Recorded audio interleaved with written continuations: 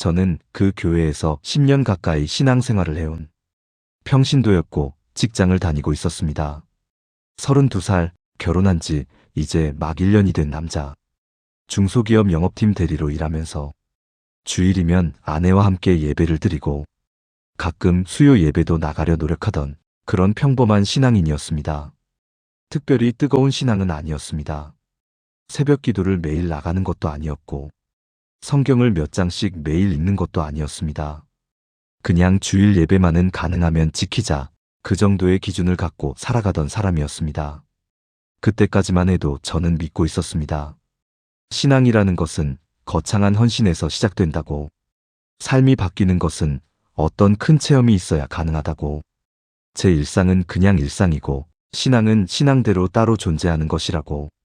지금부터 들려드릴 이야기는 그 생각이 완전히 무너진 어느 주일 아침의 이야기입니다. 그리고 그 이후 제 삶이 어떻게 조금씩 달라졌는지에 대한 이야기이기도 합니다. 그 일이 있기 약 일주일 전부터 제 마음속에는 작은 갈등 하나가 자리를 잡고 있었습니다. 회사에서 중요한 일정이 잡혔습니다. 큰 거래처와의 미팅, 그리고 그에 앞선 팀 전체의 이동 일정. 주일 오전에 출발하는 출근용 차량이었습니다. 팀원 전체가 함께 탑승하기로 되어 있었습니다. 처음 일정을 들었을 때는 대수롭지 않게 생각했습니다. 어차피 출장이니까 이해받을 수 있을 거라고, 하나님도 사정을 아실 거라고, 그런 식으로 혼자 마음을 정리했습니다. 하지만 그게 쉽게 정리되지 않았습니다. 주일이라는 날이 저에게는 단순한 요일 이상의 의미를 갖고 있었기 때문입니다. 결혼 전부터 아내와 함께 지켜온 기준이었고, 신앙생활을 하면서 마지막으로 붙잡고 있던 얇은 선 하나 같은 것이었습니다. 그 선을 이번 한 번이라고 넘으면 다음에도 넘을 수 있다는 것을 직감적으로 알고 있었습니다. 그래서 마음이 불편했습니다. 그러면서도 동시에 이런 생각도 들었습니다. 팀 전체가 가는 자리에 혼자 빠진다는 게 현실적으로 쉬운 일이 아니라는 것도 알고 있었습니다. 토요일 저녁이 되었습니다. 아내와 마주 앉아 저녁을 먹다가 그 이야기를 꺼냈습니다. 팀 전체가 주일 아침에 이동한다는 것, 예배 시간과 겹친다는 것, 솔직히 말하면 어떻게 해야 할지 모르겠다는 것까지. 아내는 잠시 말이 없었습니다. 그러다가 조심스럽게 한마디를 했습니다. 한 번이 두 번이 되고 두 번이 습관이 된다고. 길게 말하지 않았습니다. 그냥 그 한 문장이었습니다. 그 말이 마음에 걸렸습니다. 틀린 말이 아니라는 것을 알고 있었기 때문입니다. 저 역시 그 패턴을 이미 알고 있었습니다. 예외가 하나 생기면 그게 기준이 되어버리는 방식. 그 방식이 저한테도 충분히 일어날 수 있다는 것을. 그날 밤 쉽게 잠들지 못했습니다. 내일 어떤 선택을 해야 할지 그 생각을 반복하면서 늦게까지 누워 있었습니다. 결국 저는 팀장님께 전화를 드렸습니다. 주일 아침 차량 이동에 합류하기 어렵다고, 예배를 드린 후 별도로 이동하겠다고 말씀드렸습니다. 전화 너머로 잠시 침묵이 있었습니다. 왜 그렇게까지 해야 하냐는 뉘앙스가 느껴졌습니다. 다들 같이 이동하는 건데 굳이 따로 가야 하냐는 말도 들었습니다. 저는 길게 설명하지 않았습니다. 그냥 제 기준이라고만 했습니다. 전화를 끊고 나서 손이 조금 떨렸습니다. 괜히 특이한 사람처럼 보이는 건 아닐까, 팀 분위기에 협조적이지 않은 사람으로 찍히는 건 아닐까, 그런 걱정들이 밀려왔습니다. 직장인이라면 누구나 알 것입니다. 조직 안에서 혼자 다른 선택을 한다는 것이 얼마나 불편한 감각을 불러오는지를. 그날 밤 그 불편한 감각과 함께 잠들었습니다. 잘한 건지 못한 건지 확신이 서지 않는 채로 그냥 주일 아침이 오기를 기다리면서 주일 새벽 일찍 잠에서 깼습니다. 서늘한 새벽 공기였습니다. 아내는 아직 자고 있었고 저는 조용히 채비를 하고 교회로 향했습니다. 새벽 예배당은 사람이 많지 않았습니다. 몇몇 분들이 자리를 지키고 계셨고 찬양 소리가 조용하게 공간을 채우고 있었습니다. 저는 자리에 앉아서도 마음이 완전히 가라앉지 않았습니다. 여전히 오늘 선택이 맞는 건지, 팀장님이 기분 나쁘게 받아들인 건 아닌지, 그런 생각들이 계속 머릿속을 맴돌았습니다. 찬양이 시작되었습니다. 익숙한 곡이었습니다. 그 가사를 따라 부르다가 갑자기 눈물이 났습니다. 특별한 이유가 있었던 것은 아닙니다. 감동적인 설교가 있었던 것도 아니고 어떤 강렬한 체험이 있었던 것도 아닙니다. 그냥 그 자리에 앉아 있다는 것만으로 왠지 모르게 눈물이 흘렀습니다. 저는 속으로 말했습니다. 하나님, 잘 모르겠습니다. 이게 맞는 건지도 모르겠고 앞으로 어떻게 될지도 모르겠습니다. 그냥 지금 제 자리를 지키겠습니다. 거창한 기도는 아니었습니다. 화려한 헌신의 고백도 아니었습니다. 그냥 그 자리에 있겠다는 말 한마디였습니다. 예배가 끝났습니다. 마음이 조금 정돈된 느낌이었습니다. 여전히 불안한 구석이 있었지만 예배 전보다는 가벼웠습니다. 자리에서 일어나 휴대폰을 꺼냈습니다. 화면에 알림이 여러 개 와 있었습니다. 뉴스 알림, 지인의 문자, 단체 채팅방 메시지들. 무언가 일이 있었다는 것을 직감했습니다. 천천히 화면을 열었습니다. 뉴스 화면에서 사고 소식을 봤습니다. 주요 도로에서 연쇄 추돌 사고가 발생했다는 내용이었습니다. 차량 전복, 부상자 발생, 도로가 전면 통제되었다는 내용들. 그 도로가 낯익었습니다. 팀 차량이 이동하기로 했던 방향이었습니다. 이동 시간대와도 맞아 있었습니다. 심장이 내려앉았습니다. 손으로 휴대폰을 꽉 쥐고 몇 초 동안 그냥 서 있었습니다. 살았다는 안도감보다 먼저 든 것은 멍한 느낌이었습니다. 내가 거기 있어야 했는데, 그 시간에 그 차 안에 있어야 했는데 라는 생각이 반복되었습니다. 예배당을 나오면서도 발이 쉽게 떨어지지 않았습니다. 무슨 생각을 해야 할지도 몰랐습니다. 집으로 돌아와 아내에게 이야기를 했습니다. 아내도 말을 잃었습니다. 우리는 한동안 아무 말도 하지 않았습니다. 그 침묵 안에서 서로의 손을 잡고 있었습니다. 그날 이후 며칠 동안은 뉴스를 계속 확인했습니다. 사고 관련 소식들이 계속 들어왔습니다. 사상자 현황, 도로 복구 진행 상황, 목격자 증언들. 팀 동료들과도 연락이 오갔습니다. 다행히 팀원들은 큰 피해 없이 괜찮다는 소식을 들었습니다. 사고가 나긴 했지만 우리 팀 차량에 직접적인 피해는 없었습니다. 안도감이 들었습니다. 하지만 그것과 별개로 제 안에는 다른 감정이 자리를 잡기 시작했습니다. 왜 나는 여기 있는 걸까?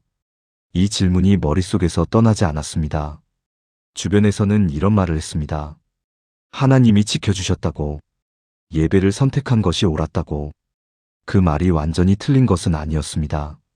하지만 그 말을 듣는 순간 마음 한편이 불편해지기 시작했습니다. 그 시간 그 도로를 지나간 다른 운전자들도 각자의 일상을 살고 있었을 것입니다. 그 중에는 신앙을 가진 분들도 있었을 것입니다. 그분들은 왜 그 자리에 있어야 했던 걸까? 그 질문이 단순하게 해결되지 않았습니다. 하나님이 나를 특별히 보호하셨다는 말이 다른 누군가에게는 그러지 않으셨다는 의미가 되는 것 같아서 쉽게 그 말을 받아들이기 어려웠습니다. 죄책감 비슷한 감정이 찾아왔습니다. 살아남은 것에 대한 죄책감이 아니라 내가 아무 이유 없이 그 자리에서 벗어나 있었다는 것에 대한 설명할 수 없는 감정이었습니다. 며칠이 지나도 그 감정은 쉽게 가시지 않았습니다. 예배를 지킨 것이 결과적으로 사고를 피하게 해줬다는 것, 그 연결고리를 어떻게 받아들여야 하는지 저는 솔직히 알 수가 없었습니다. 신앙이 일종의 보호막이 된다는 생각, 하나님께 순종하면 좋은 결과가 따라온다는 생각, 그런 믿음의 방식이 과연 맞는 것인지 흔들리기 시작했습니다. 만약 제가 예배를 드리지 않았더라도 아무 일도 없었을 수도 있습니다. 반대로 예배를 드리고 나서 그 사고에 연루되었을 수도 있습니다. 어느 쪽이었다 해도 그것이 신앙에 대한 어떤 증거가 되는 것은 아니라는 생각이 들었습니다. 그렇게 생각하니 오히려 마음이 더 복잡해졌습니다. 그럼 왜 예배를 지켜야 하는 걸까? 그 선택이 나를 보호해주기 때문이 아니라면 도대체 무엇 때문에 그 기준을 지키려 했던 걸까? 스스로에게 묻고 또 물었습니다. 명확한 답이 바로 오지는 않았습니다. 그로부터 며칠이 지난 어느 새벽 저는 혼자 교회에 나갔습니다. 사람이 없는 시간이었습니다.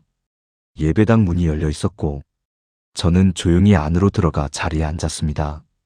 아무것도 특별히 준비한 것은 없었습니다. 기도문을 쓰거나 성경을 펴거나 하지 않았습니다.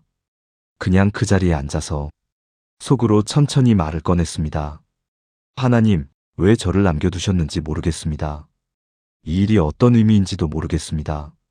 다만 한 가지는 알 것 같습니다. 이 삶을 가볍게 살고 싶지 않다는 것. 그게 전부였습니다. 거창한 헌신의 고백도 아니었고, 어떤 결심의 선언도 아니었습니다. 그냥 그 자리에 앉아서 이 삶을 함부로 쓰고 싶지 않다는 마음 하나를 천천히 말로 꺼낸 것이었습니다. 그 기도 이후 뭔가가 환하게 해결된 것은 아니었습니다. 여전히 질문들은 남아 있었습니다. 하지만 그 질문들을 안고서 살아가도 된다는 느낌이 처음으로 들었습니다. 그 이후로 제 일상에는 작은 변화들이 생겨나기 시작했습니다.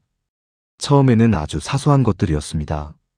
출근 일정을 잡을 때 주일 아침을 먼저 확인하게 되었습니다.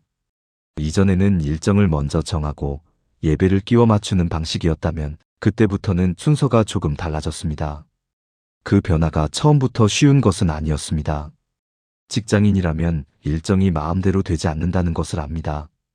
회사 회의, 거래처 미팅, 팀 행사, 이런 것들이 언제나 예외를 만들어냅니다.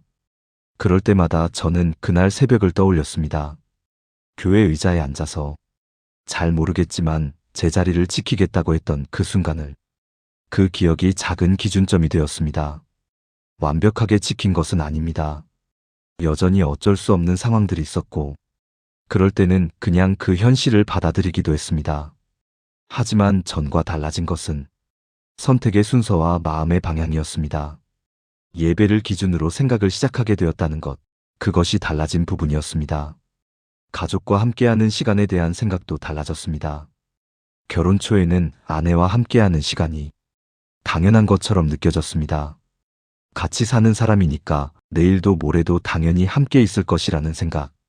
하지만 그 사건 이후로 그 당연함이 당연하지 않다는 것을 실감하게 되었습니다. 삶은 언제든 멈출 수 있습니다. 그 사실을 머리로 아는 것과 몸으로 느끼는 것은 전혀 다른 차원의 일이었습니다. 주말 저녁을 아내와 함께 보내는 것, 특별한 목적 없이 그냥 같이 있는 것, 그런 시간들이 조금 더 소중하게 느껴지기 시작했습니다. 아내가 뭔가를 이야기할 때 이전보다 조금 더 귀를 기울이게 되었습니다. 대단한 변화는 아니었습니다. 하지만 그 작은 변화가 쌓이면서 부부 사이의 분위기가 조금씩 달라졌습니다. 아내도 그것을 느끼는 것 같았습니다. 직접 말로 표현하지는 않았지만 저와 마주하는 방식이 이전과 조금 달라졌습니다. 직장에서도 변화가 있었습니다. 영업직이라는 특성상 성과에 대한 압박이 항상 있었습니다. 숫자로 평가받는 일이었고 그 숫자를 올리기 위해 많은 것을 타협하기도 했습니다. 완전히 잘못된 일을 한 것은 아니었습니다. 하지만 원칙보다 결과를 먼저 생각하는 습관이 어느 순간 자리를 잡고 있었습니다. 그 사건 이후로 스스로에게 질문을 더 자주 하게 되었습니다. 이 선택이 결과 때문에 하는 것인지 아니면 옳기 때문에 하는 것인지 매번 명확하게 답이 나오는 것은 아니었습니다. 하지만 그 질문 자체를 하게 되었다는 것이 이전과 달랐습니다. 어떤 상황에서는 손해를 감수하게 되었습니다. 거래를 성사시키기 위해 약간 과장되게 말해야 하는 상황들이 있었는데 그런 순간에 조금 더 솔직하게 말하게 되었습니다. 결과가 항상 좋았던 것은 아닙니다. 잃은 거래도 있었습니다. 하지만 이상하게도 마음은 더 가벼웠습니다. 신앙에 대한 생각도 달라졌습니다. 이전에 저는 신앙을 어떤 혜택처럼 여기는 부분이 있었습니다. 하나님을 믿으면 잘 풀린다는, 예배를 드리면 보호를 받는다는 그런 방식의 믿음이 제 안에 은연중에 자리 잡고 있었습니다. 그런데 그 사건 이후 오히려 그 믿음의 방식이 흔들렸습니다. 만약 예배를 지킨 것이 사고를 피하게 해준 것이라면 예배를 지키지 못한 날에는 그 보호가 없는 걸까? 순종하면 좋은 일이 생기고 그렇지 않으면 나쁜 일이 생기는 방식이라면 그것은 결국 거래와 다를 바가 없는 것 아닐까? 그 생각이 이전에 가지고 있던 믿음의 방식을 뿌리부터 다시 생각하게 만들었습니다. 시간이 지나면서 조금씩 정리가 되었습니다. 예배를 지키는 것은 보호를 받기 위해서가 아니라 그 자리 자체가 의미 있기 때문이라는 것. 하나님과의 관계가 결과로 증명되는 것이 아니라 그 관계 자체가 삶의 기준이 된다는 것. 말로 정리하면 단순해 보이지만 그것이 마음 안에 실제로 자리를 잡기까지는 꽤 오랜 시간이 걸렸습니다. 그 이후로 교회 봉사에 조금씩 참여하기 시작했습니다. 처음에는 아주 작은 것이었습니다. 주차 안내를 도운 것, 새로 오신 분들께 인사를 드리는 자리에 함께한 것. 대단한 헌신은 아니었습니다. 하지만 그전에는 예배만 드리고 나오던 사람이 조금씩 공동체 안에 연결되기 시작했습니다. 그 과정에서 예상치 못한 것들을 배웠습니다. 신앙은 혼자 하는 것이 아니라는 것, 공동체 안에서 서로를 돌보는 것 자체가 예배의 연장선이 된다는 것. 이전에는 이런 말을 들어도 그냥 지나쳤습니다. 아는 말이지만 실감은 하지 못했던 것들이었습니다. 그런데 실제로 그 자리에 있어 보니 다르게 느껴졌습니다. 사람들 안에 있는 각자의 이야기들, 각자의 무게들, 그것을 옆에서 조금이라도 함께 지탱하는 경험이 제 신앙을 다른 방향으로 넓혀주었습니다. 아직도 저는 그날 새벽을 자주 떠올립니다. 예배당 의자에 앉아 눈물을 흘리던 것, 예배가 끝나고 휴대폰을 열었던 것, 그 뉴스 화면을 봤을 때의 그 멍한 느낌, 그 기억들이 흐릿해지지 않습니다. 오히려 시간이 지날수록 더 또렷해지는 것 같습니다. 저는 그날을 하나님이 저를 특별히 지켜주신 날이라고 단정지어 말하지 않습니다. 그것이 틀린 말이라는 것이 아니라 그 해석 하나로 그날의 의미를 닫아두고 싶지 않기 때문입니다. 그날은 저에게 이런 질문을 남긴 날이었습니다. 삶이 언제든 끝날 수 있다는 것을 알면서 지금 나는 어떻게 살고 있는가? 그 질문이 지금도 남아 있습니다. 해결된 것이 아니라 계속 이어지고 있는 질문입니다. 매일 아침 출근 준비를 하면서 아내와 식사를 하면서 직장에서 어떤 선택을 해야 하는 순간에 그 질문이 조용히 고개를 듭니다. 나는 오늘 내 자리를 지키고 있는가? 내가 중요하다고 말하는 것들을 실제로 중요하게 여기면서 살고 있는가? 이 이야기를 꺼내는 것이 쉽지 않았습니다. 사람들이 오해할 수도 있다는 걸 알았습니다. 예배를 지켜서 사고를 피했다는 식으로, 신앙이 보험이 된다는 식으로 읽힐 수도 있다는 것을. 하지만 그 해석은 제가 전달하려는 것이 아닙니다. 저는 그날의 결과가 아니라 그날의 선택 앞에서 제가 느꼈던 것들을, 그리고 그 이후 제 삶에 조금씩 찾아온 변화들을 말씀드리고 싶었습니다. 삶의 기준을 세우는 것이 쉽지 않다는 것, 그 기준을 지키는 것이 때로는 불편하고 어렵다는 것, 하지만 그 기준이 있다는 것이 어떤 의미에서 삶을 지탱해 준다는 것, 그것을 나누고 싶었습니다. 이 이야기를 끝까지 들어주셔서 감사합니다. 혹시 여러분도 신앙과 현실 사이에서 기준을 세우고 지키는 것이 힘들었던 경험이 있으신가요? 또는 삶이 갑자기 다르게 보이기 시작했던 순간이 있으셨나요? 그 경험이 이후 삶에 어떤 영향을 주었는지 궁금합니다. 댓글에 여러분의 이야기를 나눠주셔도 좋겠습니다. 누군가의 솔직한 고백이 또 다른 누군가에게 작은 위로가 될 수 있다고 저는 믿습니다.